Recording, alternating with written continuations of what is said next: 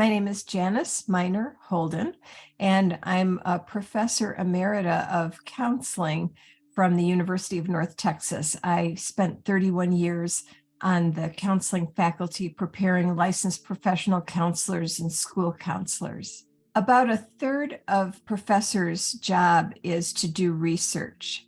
And so my research area was near-death and related experiences. So for about 3 decades, I was looking into various aspects of near-death experiences and the ways that they relate to counseling, but even beyond that.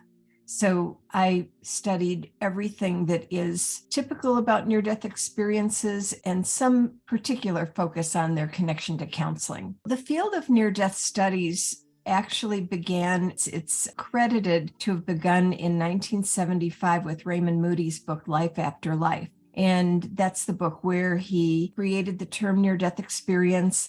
And he had interviewed about 100 people who'd had near-death experiences and noticed that there were these similarities in their experiences and there were after effects. So he compiled all that in that book.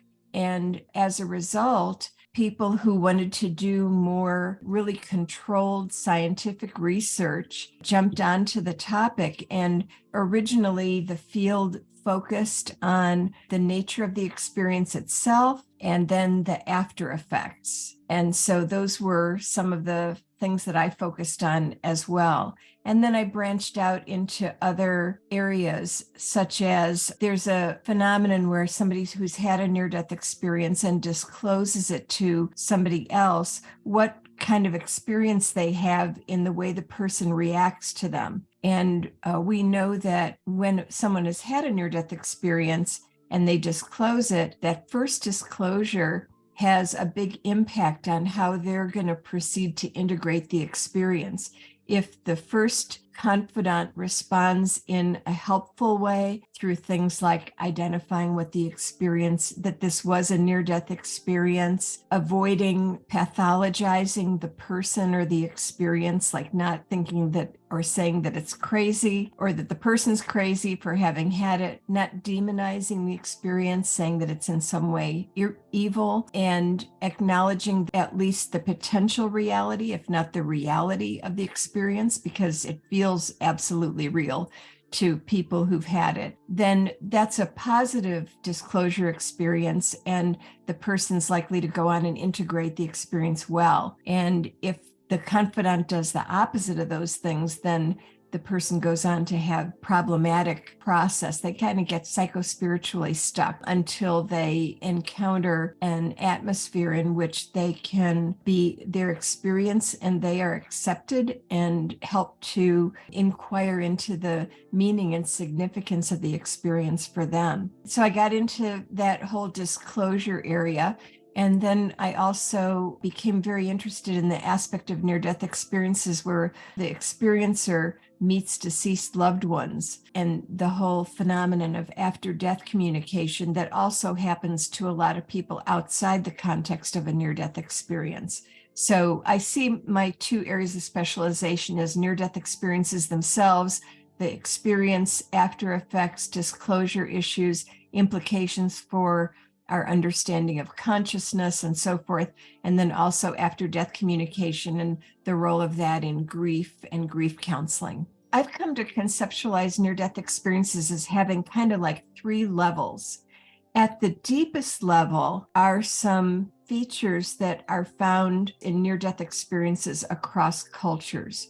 So, for example, meeting deceased loved ones is one of them that happens very frequently in near-death experiences across cultures. And perceiving the material world from a position outside the physical body, that's very nearly universal. Moving rapidly through space, whether it's material space or some transmaterial space, that's a common theme. Light is a common theme across cultures in near-death experiences. Now, that doesn't mean that each of these things happens in every experience, but it's more like if you look at 100 near-death experiences or 1,000 of them, you see that these themes recur very commonly among people. So that's that deep kind of almost universal level. And then the next level, the second of the three levels, is what I call the cultural level.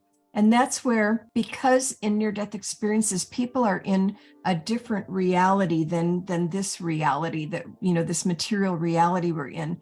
What they perceive often doesn't directly translate into terms that we use in earthly language. And so people tend to perceive what they're experiencing through their cultural lens, because it's the only way they know how to understand or interpret what they're seeing. And sometimes I think culture can even influence what form that universal theme takes. At the third level is what I call the individual level, and that's where no two near-death experiences are exactly alike. And they're always unique personal aspects to each one.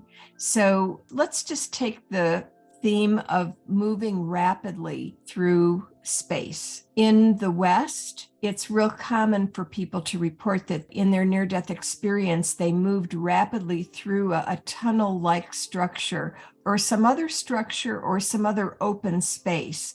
But there's this rapid movement through a non-material space, but that has some form, usually some form. Sometimes it can just be movement through blackness, but it often takes some form like a tunnel-like thing. And in New Zealand, a near-death experiencer might experience themselves moving rapidly over the island of New Zealand toward what they call the jumping off place of souls. So you can see that you've got the same theme of rapid movement, but it's taking a different form depending on whether someone is a Westerner or a native New Zealander, a Maori. But then, even then, if you just look at Westerners who have moved rapidly through a tunnel-like enclosure, no two tunnels are even described alike. Some people say that it's a dark tunnel with a light at the end. Others say that it's a light tunnel that is even brighter at the end. And other people say that it's this undulating with all these colors and things. Some people perceive other spirits in the tunnel, others don't. So you've still got rapid movement through a tunnel-like structure, but it's already taking the rapid movement, the universal theme is taking its cultural form of a tunnel, which tends to be reported more in the West. And then the personal level is that even the specific form and appearance of the tunnel varies from one person to the other. I see a difference between the idea of religion or any aspect of one's cultural upbringing influencing the experience and dictating it. I think that there's definitely influence. I think there's reason to think that it doesn't dictate, because people sometimes have experiences related to religious beliefs that absolutely contradict their religious upbringing. They may expect any of a number of things, but what's going to happen when they have a near-death experience is something that might be very different from what they believed. And one of the most common after effects is people leaving organized religion, not because they're rejecting it, but just because they find that it's too small to explain what they experienced in their NDE, that their religion doesn't account for what they actually experienced and now know to be the nature of death and consciousness and the universe and that sort of thing. One little research study I did was I found all the near-death experience accounts that I could on the Near-Death Experience Research Foundation website, where there are thousands of people who've submitted their NDEs from around the world, really. And the ones that made a reference to Jesus and to describing his physical characteristics. And I found, I think, something like 17 cases. And then I compared, like, what color was his hair? What color were his eyes? What was he wearing? What did his voice sound like? And just the voice, take for example. One person said that his voice was like lilting music. Another said that his voice was like a powerful freight train. And his eyes, one person said they were blue, one said they were brown, one said that his eyes weren't a color, but they emanated light. And I found no two descriptions of Jesus that were identical. There was a little bit of a clue in two of the cases These were two people who presumably didn't know each other and didn't know about each other's near-death experiences. They just registered on website what they had experienced. And in both of these cases, they had been greeted by a spiritual entity who said, "You're about to meet Jesus." And the experiencer is like, "Okay." And the spiritual entity said, "How would you like him to appear? Because he's very happy to appear in whatever way is easiest for you to perceive." And so it is very much the possibility that we influence how things appear in near-death experiences based on what we are prepared to perceive. Some people will say, for example, that the being of light was God. It's like they had the experience of this being of light, this all-knowing, all-loving force. So they see this being of light and they encounter and sometimes have a sense of merging with this being of light that's all-knowing, all-loving. And some people immediately interpret that this is God. And then other near-death experiencers will say, "You know, I don't know what that was. Maybe that was God, but it's certainly not God the way that I learned about God. So I'm hesitant to put that label on it, but I'll just call it the light or the being of light because that's the form that it took." So people can be interpreting sometimes based on their personal or cultural background. And sometimes when things don't exactly match what they expected, they'll be a little circumspect and not make a commitment as to what that force was.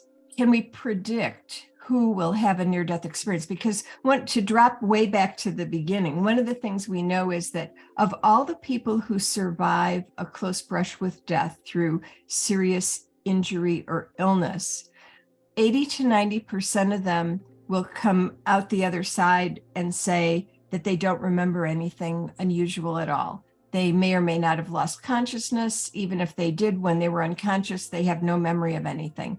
Only about 10 to 20% of people report a near-death experience, which is an experience of their consciousness functioning apart from their physical body and observing the material world or observing and participating in a transmaterial domain, that is, a world that is not of the material world, but still has environments and entities in it. And so the question arises, why do 80 to 90% of people not remember anything and 10 to 20% of people remember something? Is there something different between those two groups of people? And to encapsulate a whole lot of research into this question, the answer is no. There is no reliable difference between people who do and don't remember NDEs. And furthermore, some people, for one reason or another, have more than one close brush with death, and sometimes they'll have an NDE in one, but not in another. So we truly have no idea. I like to say that heaven only knows why some people have NDEs. And when I say have, I should actually say why some people recall and report a near-death experience, whereas most people don't. We know there are some cases where people actually recall it, but they don't report it until years later. They'll then admit that they had had an NDE, but never spoke about it. But that's a very small number of people. And we also know of cases where people, they say they truly did not remember having an NDE until years later, something might happen that triggers their memory. So it might be that the people who don't report one had one but aren't reporting it, or had one but don't remember it. But it probably is the case for most people that they just truly didn't have one. And that bears out because in studies of after effects, people who report having had a near-death experience report significantly greater after effects than people who survived a close brush with death without an NDE. And so there's no reason to think these people had an NDE who say they probably didn't, but those who did have very characteristic after effects. And you've probably heard those after effects, people that almost to a person, they report that they absolutely lost their fear of death as a result of the experience, because they now know from experience what the first moments of death are like. And they feel confident that what they experienced characterizes what death will continue to be like if they had stayed dead. That's the biggest one, is the loss of fear of death. I like to break these down into psychological, spiritual, physical, and social after effects. And some of the other psychological ones besides loss of fear of death include things like becoming more compassionate, more emotionally sensitive to other people, more like committed to be helpful and kind to other people. It's a lot because of the life review. And then some of the spiritual after effects are becoming more interested in spiritual matters and sometimes tending to become more spiritual rather than religious, although some people do become more religious, but it's a minority. Most people leave organized religion but become much more spiritual. And then also what are sometimes called spiritual gifts, where people have the ability to see the future, to know what another person is thinking, and clairvoyance, see what's happening at distant locations and things like that, what we call paranormal abilities. And then in the physical domain are people, a lot of times after an NDE, their metabolism changes, they may need to eat less food, they may have an aversion to certain foods, they may just generally more sensitive to medication, to pollutants and allergens and things like that. And then also in the physical domain are what are called electromagnetic effects, where electromagnetic things in the person's environment go kaflooey in their presence. And then in the social realm, you can imagine how all these other changes, if the person has psychological, spiritual, and physical changes, they're essentially not the same person they were before their near-death experience, and that can have repercussions in their social world.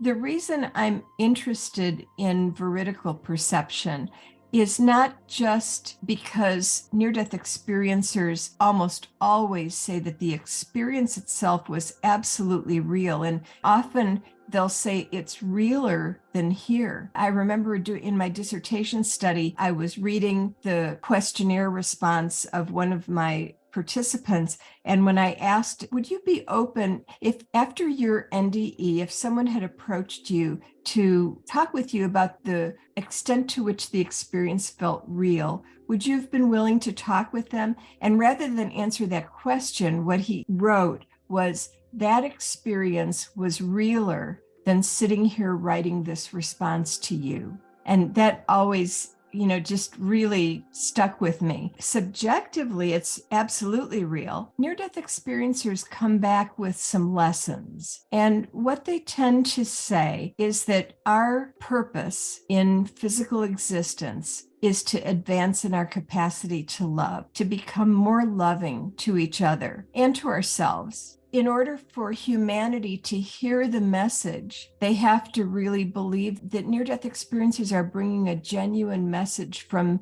the spiritual domain of a reality that is incontrovertible, that this is the nature of reality, this is the nature of human existence, and we need to get on board with it. Some people who haven't had experiences like this are on board too, but a lot are not.